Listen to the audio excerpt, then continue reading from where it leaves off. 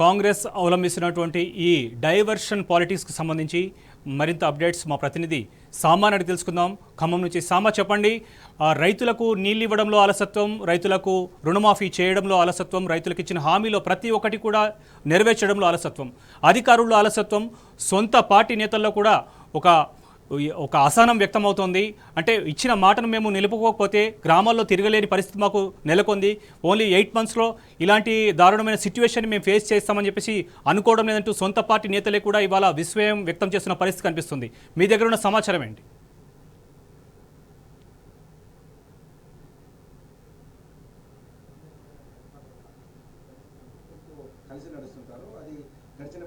మనం చూసినాం. అంటే ప్రభుత్వంలో భాగమైనటువంటి రైతులు కావచ్చు, మహిళలు కావచ్చు, యువకులు కావచ్చు, ఉద్యోగులు కావచ్చు, నిరుద్యోగులు కావచ్చు, ఎవరైనా సరే ప్రభుత్వం అనుసరించేటువంటి విధానాలను చూసి ఆ ప్రభుత్వంతో కలిసి నడుస్తారు. కానీ గడిచిన 9 నెలల కాలంలో డిసెంబర్లో అధికారంలోకి వచ్చినటువంటి కాంగ్రెస్ ప్రభుత్వం చేస్తున్నటువంటి విధానాల పట్ల ప్రజల్లో వాళ్ళకున్నటువంటి భ్రమలన్నీ తొలగిపోతున్నటువంటి ఒక సిట్యుయేషన్ ఇప్పుడు రాష్ట్రంలో నెలకొని ఉంది. అందుకే కాంగ్రెస్ పార్టీకి ఆధ్వర్యంలో ఉన్నటువంటి ప్రభుత్వం ఈ డైవర్షన్ పాలిటిక్స్ తీసుకొచ్చినట్టుగా మనకు అర్థమవుతోంది. రైతులు ప్రత్యక్షంగా చెప్తున్నారు. ఈరోజు ఉదయం కలెక్టరేట్లో ఒక దృశ్యం నాకు కంటపడింది. అదేంటంటే అక్కడికి అనార్గనైజ్డ్ సెక్టర్గా ఎక్కడెక్కడో ఉన్నటువంటి రైతులు తమకు రుణమాఫీ కాలేదు అనేటువంటి కారణంతో జిల్లా కలెక్టర్ వారి కార్యాలయానికి వచ్చి దాదాపు గంటకు పైగా అక్కడ ఉన్నటువంటి అధికారులను అడిగేటువంటి ప్రయత్నం చేసినప్పుడు వారికి వచ్చినటువంటి సమాధానం మా చేతిలో ఏమీ లేదు అని. దాంతో రైతులు ఆగ్రహానికి లోనైపోయి వచ్చి రోడ్డు మీద ధర్నా చేశారు. ధర్నా కార్యక్రమంలో వాళ్ళు ఎంత స్పష్టతతో ఉన్నారు ఈ ప్రభుత్వం మీద అనే అంశాన్ని వాళ్ళు బయటపెట్టారు. అందులో తీసుకొచ్చినటువంటి అంశాలు కొన్ని మీ దృష్టికి తీసుకొస్తాను. వాళ్ళు చాలా స్పష్టంగా చెప్తున్నారు.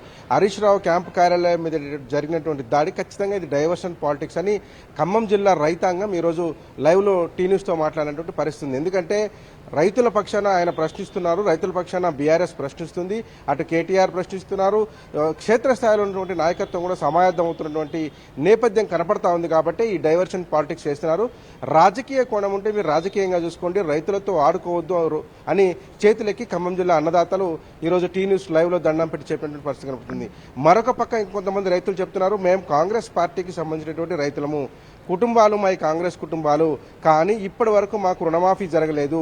రైతు బంధు గతంలో కేసీఆర్ ఇచ్చేటువంటి రైతు బంధు పేరు మార్చి రైతు భరోసా అన్నారు, ఇప్పుడు అది కూడా రాలేదు.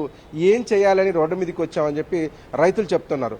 10 ఏళ్లుగా గడిచిన 9 ఏళ్లుగా రైతు బంధు వచ్చినటువంటి అకౌంట్ అదేనంట, రైతు రుణమాఫీ జరిగినటువంటి అకౌంట్ కూడా అదేనట. కానీ ఈ రేవంత్ రెడ్డి ప్రభుత్వంలో మాత్రం ఆ అకౌంట్కు సంబంధించినటువంటి మిస్ మ్యాచ్ అవుతుంది, మీ అకౌంట్కి దాంట్లో టెక్నికల్ ఇష్యూ ఉందని చెప్పి ఒక రైతుకు, అట్లాంటి రైతులు చాలామంది ఉన్నారు, ఓ రైతుకు రుణమాఫీ వర్తించకపోవడంతో కడుపు మండి రోడ్డు మీదకి వచ్చారు. మొత్తం మీద రైతులకు భ్రమలు తొలగిపోతున్నాయి, ప్రజలకు భ్రమలు తొలగిపోతున్నటువంటి పరిస్థితులు కనపడుతున్నాయి. ఎందుకంటే అలవి కానీ హామీలు ఇచ్చారు. ఆ అధికారంలోకి రావడానికి 6 గ్యారెంటీల పేరుతో దాదాపు 400 పైచలకు 420 పైచలకు హామీలు ఇచ్చినటువంటి పరిస్థితి ఉంది. అందులో ఏవి అమలు చేయలేనటువంటి నేపథ్యం ఉంది. కాబట్టి ప్రతి సందర్భంలోనూ ఏదో ఒక అంశాన్ని తెర మీదకి తీసుకురావటం, ఏదైతే ప్రతిపక్షం బలంగా ప్రశ్నిస్తుందో ఆ ప్రతిపక్షాన్ని వెంట ప్రజలు పోకుండా చూసుకుంటే కనుక కొంతలో కొంత నష్టం నివారించుకోవచ్చు అనేటువంటి బహుశా ప్రభుత్వ పెద్దల ఆలోచనలో బాగానే ఈ డైవర్షన్ పాలిటిక్స్ జరుగుతున్నట్టుగా మనకు కనపడతా ఉంది. ఎందుకంటే ఒకవేళ నిజంగా సంపూర్ణంగా ఏదైనా అంటే కాంగ్రెస్ ప్రభుత్వం అధికారంలోకి 8 నెలలు అవుతుంది, సో ఇచ్చిన 6 గ్యారెంటీల అమలు పక్కన పెడితే ఇప్పటివరకు కూడా ఏది కూడా ఒక సంపూర్ణంగా అమలు చేసిన పరిస్థితి దాఖలాలు కనిపించడం లేదు. ఇదైతే ఖరాఖండిగా చెప్పాల్సిన విషయం. ప్రతి ప్రజల్లో కూడా ఒకవేళ ప్రతిపక్షం ప్రశ్నిస్తుంటే కనీసం ఒకవేళ ఇంప్లిమెంట్ చేసినప్పుడు ఉంటే కూడా ఒక హెల్ప్ డెస్క్ పెట్టి రివ్యూ తీసుకోవచ్చు, లేదంటే కూడా ప్రతి జిల్లాలో పర్యటించి కూడా మేము చేశామని గర్వంగా చెప్పుకునే పరిస్థితి ఉంటుంది. కానీ ఇవాళ కాంగ్రెస్ నేతలకు ఆ పరిస్థితి కనిపించడం లేదు. దీని పట్ల రైతన్నలు ఎలాంటి ఆగ్రహంతో ఉన్నారు? సబ్ కమిటీల పేరుతో చేస్తున్నటువంటి కాలయాపన పట్ల కూడా రైతులు చాలా కోపంగా ఉన్నారు. ఎందుకంటే రైతు బంధు ఎప్పుడో జూన్ జూలై మాసంలో ఇవ్వాల్సినటువంటి రైతు బంధు ఆగస్టు మాసం దాటిపోయేటువంటి రోజు కూడా ఇవ్వలేదు. అంటే అన్ని వర్గాలను సంప్రదిస్తున్నాం అనేటువంటి పేరుతో ఏ వర్గానికి కూడా ఈ ప్రభుత్వం న్యాయం చేయడం లేదు. అంటే ప్రజలు పోల్చి చూస్తున్నారు, గతంలో ఎట్లా ఉండింది ఇప్పుడు ఎట్లా ఉంటుంది అనేటువంటి పోలిక ఇప్పుడు మొదలైంది ప్రజల్లో. ప్రజలు ఏం చెప్తున్నారంటే కేసీఆర్ హయాంలో 9 ఏళ్లలో బీఆర్ఎస్ ప్రభుత్వం ఇచ్చినటువంటి ఏ పథకమైనా సాచురేషన్ మోడ్లో ఇచ్చింది, దాంట్లో ఎలాంటి కొర్రీలు పెట్టడం కానీ అనర్హులు అర్హులు అనేటువంటి వేరు చేసేటువంటి ప్రక్రియ కానీ లేదు. కానీ ఈ రోజు వచ్చినటువంటి కాంగ్రెస్ ప్రభుత్వము గత 8-9 నెలలుగా పాలన సాగిస్తున్నటువంటి ప్రభుత్వము అర్హులకు ఇవ్వాల్సినటువంటి వాటిలలో కూడా కొర్రీలు పెట్టేటువంటి పరిస్థితి కనిపిస్తుంది. ఇప్పుడు ఆర్భాటంగా ఇచ్చినటువంటి రుణమాఫీలు కూడా మీకు కొన్ని డీటెయిల్స్ చెప్తే ఆశ్చర్యం అవుతుంది.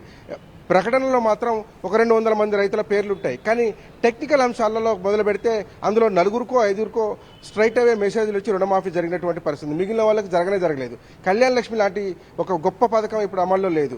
దాంతోపాటు మీకు రైతు చనిపోతే వచ్చేటువంటి రైతు బీమాకు సంబంధించినటువంటి డబ్బులు ఇవాళ వచ్చేటువంటి పరిస్థితి లేదు. ఇవన్నీ ప్రజలు గమనించి ప్రభుత్వాన్ని ప్రశ్నించాలంటే ఖచ్చితంగా మళ్ళీ ప్రతిపక్షంగా ఉన్నటువంటి పార్టీ దగ్గరికి పోవాలి. ప్రతిపక్ష పార్టీ బలంగా ఉన్నటువంటి పార్టీ 39 మంది ఎమ్మెల్యేలు ఉన్నటువంటి పార్టీ కొంత వీక్ చేసే ప్రయత్నం జరిగినప్పటికీ కూడా మళ్ళీ రీబౌన్స్ అనేది చాలా మంది ఎమ్మెల్యేలు కూడా వెనక్కి వచ్చేసేటువంటి పరిస్థితి. కాబట్టి ఈ దశలో బీఆర్ఎస్ పట్ల డైవర్షన్ పాలిటిక్స్ అంటే ఒక భయంకరమైనటువంటి వాతావరణం క్రియేట్ చేయడం ద్వారా ప్రజల దృష్టిని మరల్చాలనేటువంటిలో భాగంగానే ఇది జరుగుతున్నట్టుగా ప్రజలు చర్చించుకుంటున్నారు. రైతులు కూడా పెద్ద ఎత్తున ఇదే అంశాన్ని చర్చిస్తున్నారు. శోభన్.